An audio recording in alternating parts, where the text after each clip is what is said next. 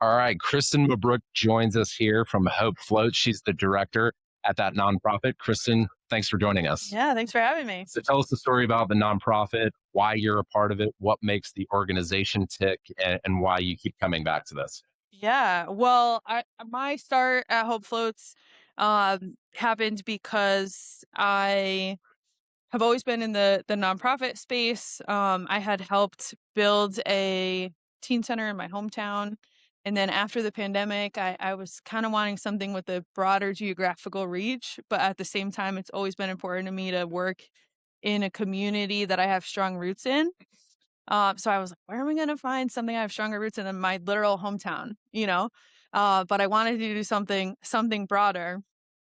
And I wasn't really looking for anything, but I got this random LinkedIn notification one day. And I looked at it. It was for Hope Flows Foundation. It was a remote position. I was like, I think it's got something to do with swimming. I clicked on it, and I saw that Amanda Beard was on the board of directors. And Former teammate of I mine. grew up as a competitive swimmer. So in the '96 Olympics, I was 10 and Amanda was 14, and they had her teddy The bear in the teddy stands. She was bear, like the that's media everyone darling. remembers that. Yeah. And I was like, oh, I gotta apply for this. It's like swimming related. I could meet Amanda. So that was my main driver. But the other side of it, of that community piece for me, growing up as a competitive swimmer, I met my husband at the pool. Mhm. My parents met at a pool, and my husband's parents met at a pool. Um, It's hard to get away from the so pool. the roots are deep Of course, of in the course. swimming community. That's funny. So it was a chance to get back into that. And Hope Floats is really interesting. We really, the main mission behind what we do is the piece of preventing drowning, which is a leading cause of death in kids under 5 worldwide, a leading cause of death in older kids as well. Um, and I have 2 young kids. So when I started, they were 2 and 4, and so they were in that age range, and the stories that I hear are devastating about drownings, and they happen all the time. They happen way too often, and they're often like completely and totally preventable. And there's a lot of layers, the layers of prevention. Like the pool fences and the lifeguards and draining the kiddie pools when you're not using them anymore, taking toys out of the pool when it's not swim time. Like there's a lot of basic stuff. Reach or throw, don't go is like Yeah. my 6-year-old will chant that. She Yep. knows that one. Yep. But then the swimming lessons, learning to swim is such a big piece of it. It's just one of the pieces, but it's a huge one. And it's something I never thought twice about. I don't know when I learned how to swim because I don't That's remember. how I was. I I don't ever remember remember always not knowing how to swimming. swim. Right. Yeah. Yeah, exactly. Yeah, I spent Exactly. so much time at the pool, and I swim all the time. So Not everybody's like that, as you the know. fact Yeah. that right, that there are some kids, and there are many kids that we work with now who are the first ones in their family to learn how to swim. And I think every kid deserves it and should be able to learn how to swim for both the safety and the joy of it, right? Like the fun and they should have that opportunity and that Sense of access. accomplishment. Mhm. Yeah. Yeah, Absolutely. and so Hope Floats was founded by swim school owners. They started as a backyard operation in Virginia, and knew that they wanted to grow their business, wanted to build a facility, and also knew that you can't grow your business by giving away or discounting all of your prices. Mm. Um, or I mean, you can, but you can't do that at a Right. scalable or sustainable Right.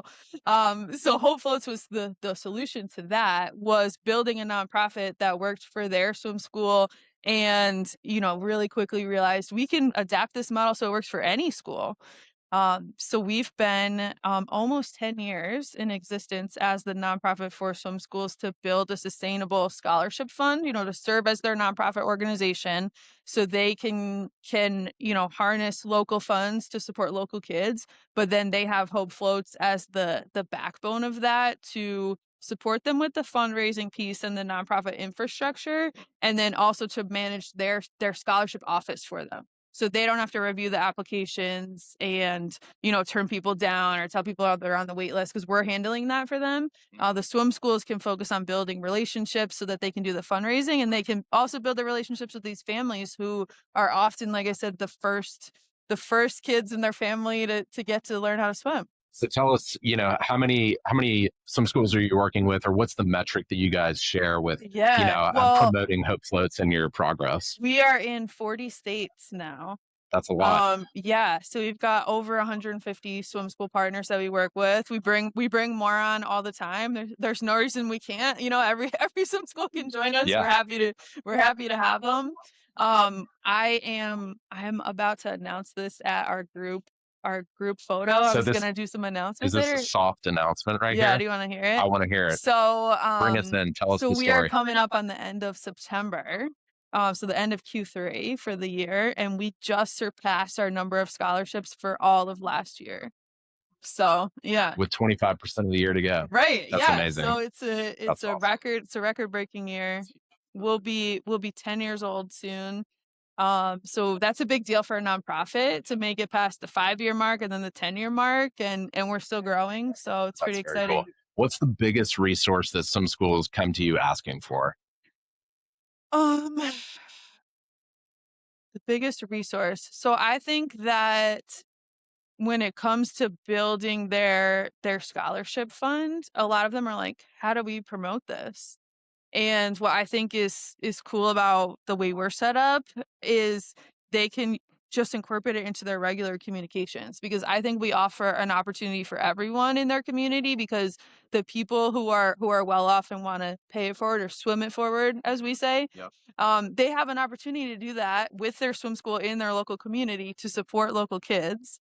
And then for the families who can't afford it, right? It's just totally out of their reach. There's income disparity in every corner of our country. They have the opportunity to apply and get the same high quality lessons that these other kids are getting.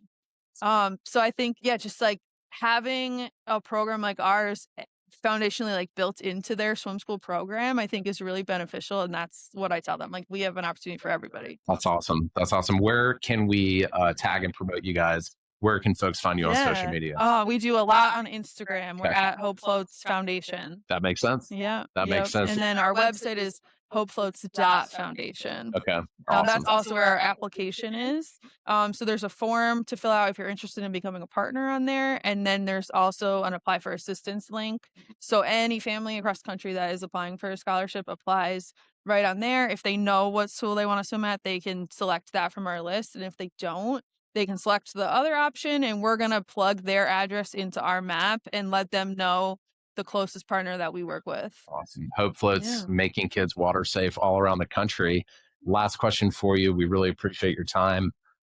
Big year, huge goal hit. With 25% of the year still to go for you guys. What's next for Hope Floats? What's next for Hope Floats? Well, I mean, we're gonna keep on doing what we're doing. Uh-huh. We're rolling out a bunch of, this is not like super like shiny and exciting for outsiders, but we're doing a bunch of updates and automations to our internal systems. So I'm very excited about that. I've been working really hard on You it. can pull less of your hair out. The So we systems can- need to so be in just, place. Yeah. Like that, yeah, that's Yep. my main thing, is like, I want to make helping people easier. Uh-huh. I want it to be easier for our families to apply. I want it to be easier for my team to process the applications. I want it to be easier for our partners. So that's like the thing for me is making it easier so we can do more, we can keep going hard, Love it. heading into our 10th year kind of, I haven't worked out what it's going to be yet, but we are going to have a big 10-year legacy Bash. campaign, and like, yeah, something big. Celebrate it all year. Yeah. Well, yeah. So because we got our 501c3 documentation March 2017, Mhm. but it was post dated to June 2016. Okay. So I feel like June 2026 through March 2027 is our birthday. Year. Yeah. So we'll be celebrating that, and I don't know exactly what that's going to look like yet, but it's going to be big. That's awesome. Kristen Mabrook from Hope Floats. Thank you so much for your Yeah. time. Thank you. Great to meet you. You too. There you go.